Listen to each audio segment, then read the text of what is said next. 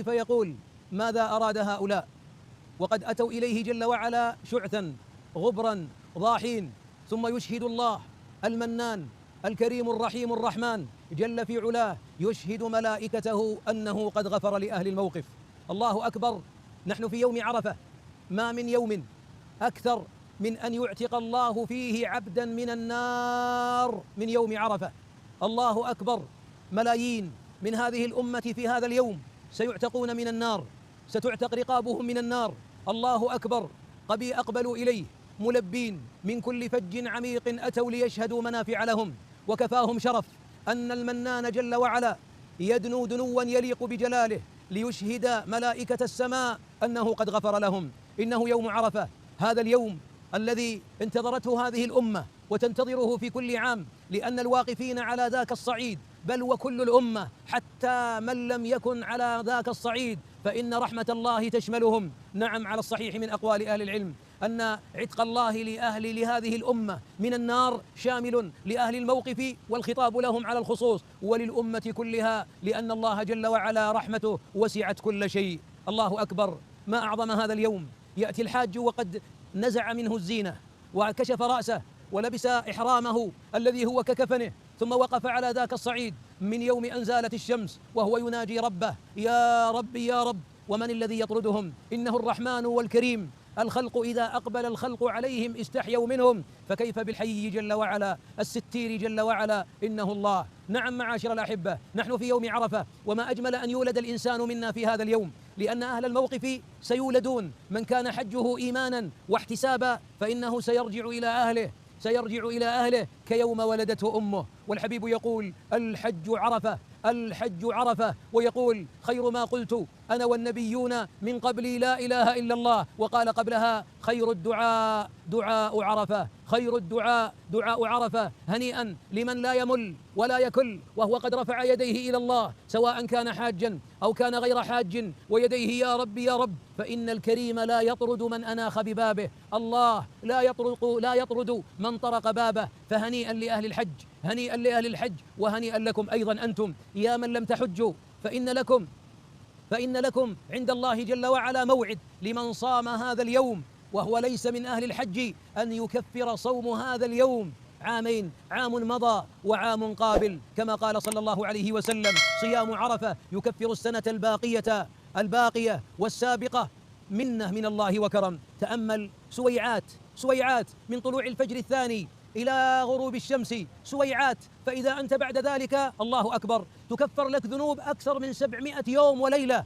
ودعاؤك في هذا اليوم هو خير الدعاء، لعموم قوله صلى الله عليه وسلم: خير الدعاء دعاء عرفة. هل هناك منة ونعمة وفضل أعظم من هذا الفضل؟ لا والله، لا والله. هنيئا لمن يلبي، وهنيئا لمن يكبر، وهنيئا لمن يدعو، وهنيئا لمن هو منكسر، وهنيئا لمن في يوم عرفة اختلطت عباراته بعبراته وأعلن التوبة وولد وأخذ شهادة الميلاد الجديدة. إنه الله الكريم المنان.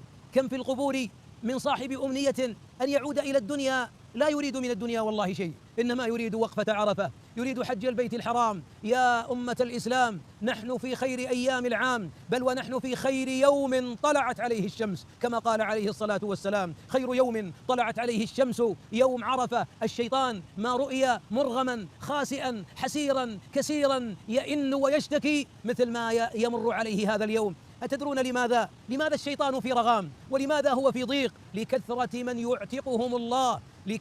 يعتقهم الله من النار من هذه الأمة. اللهم اجعلنا منهم يا رب العالمين. اللهم أدخلنا الجنة بلا حساب ولا سابق عذاب. يا رب اجعل الحج إخواننا الحجيج، اجعله حجا مبرورا وسعيا مشكورا وتجارة عندك لا تبور. اللهم ردهم إلى أهليهم وإلى أوطانهم كيوم ولدتهم أمهاتهم. يا رب من كانت أمنيته أن يحج البيت وما حج، وإذا رأى الصعيد والناس فيه يجأرون ويدعون لك، يا رب لا تحرمه الإقبال عليك. اللهم يا رب اجعله من الملبين، واجعل النداء له بعد تلبيته أن يقال له: لبيك وسعديك يا أكرم الأكرمين. معاشر الأحبة، جميل والله أن نستعد بختام هذا اليوم وبغروب هذا اليوم الذي سيدخل بعده أيضا خير أيام الدنيا يوم النحر، عيد الأضحى، عيد الأضحى. هنيئا للمؤمنين، هنيئا لأولئك الذين فعلا كانت انطلاقتهم إلى عالم الإيمان والتوبة والعمل الصالح، انطلقوا من هذا اليوم، انطلقوا من هذا اليوم منكسرين تائبين منيبين، أتبعوا السيئة الحسنة لتمحوها، عاهدوا الله، دعوا الله، سألوا الله،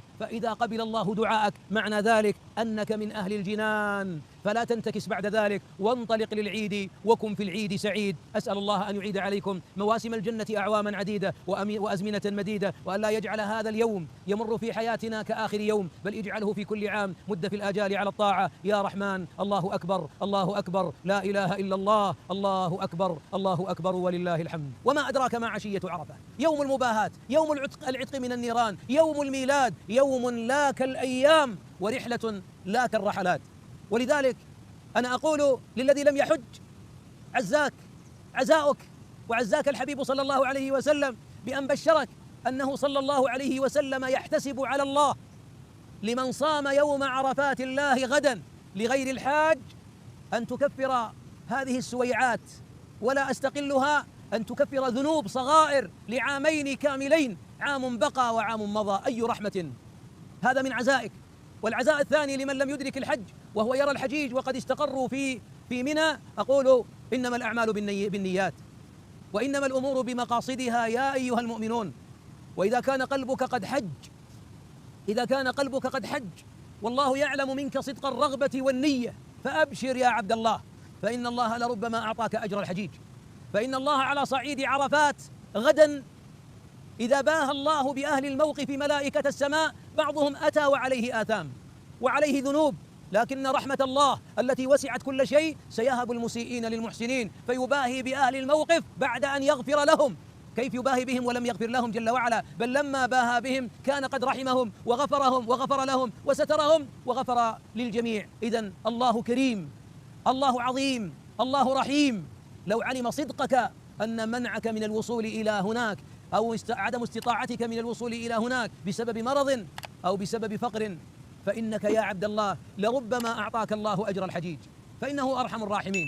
لكن يا عبد الله اعقد قلبك هذه الليلة على أن تصوم لغير الحاج، أتكلم أن تصوم غدا، وقولوا لأبنائكم غدا هو يوم، هو أعظم يوم طلعت عليه الشمس، هو اليوم ما من يوم أكثر من أن يعتق الله عبدا من النار من يوم عرفة. شوقوهم لهذا اليوم، شوقوهم وقولوا إن العتق من النار ليس خاصا فقط بأهل الموقف، بل حتى لغير أهل الموقف من الموحدين المخبتين التائبين الذين يعملون في هذه العشر المباركات عمل المخبتين. هؤلاء لربما كانت النجاة لهم من النار مع أهل الموقف، لأن الله كريم. فانكسروا بين يدي الله في هذا اليوم، واحمدوا الله إذ بلغكم خير يوم طلعت عليه الشمس وخير أيام الدنيا وأفضلها. اللهم يا رب آتنا أجرنا مرتين، وتقبل صيام الصائمين وحج الحاجين، وردهم كيوم ولدتهم أمهاتهم. كنت سعيدا معكم وبكم. الله أكبر، الله أكبر، لا إله إلا الله، الله أكبر، الله أكبر، ولله الحمد.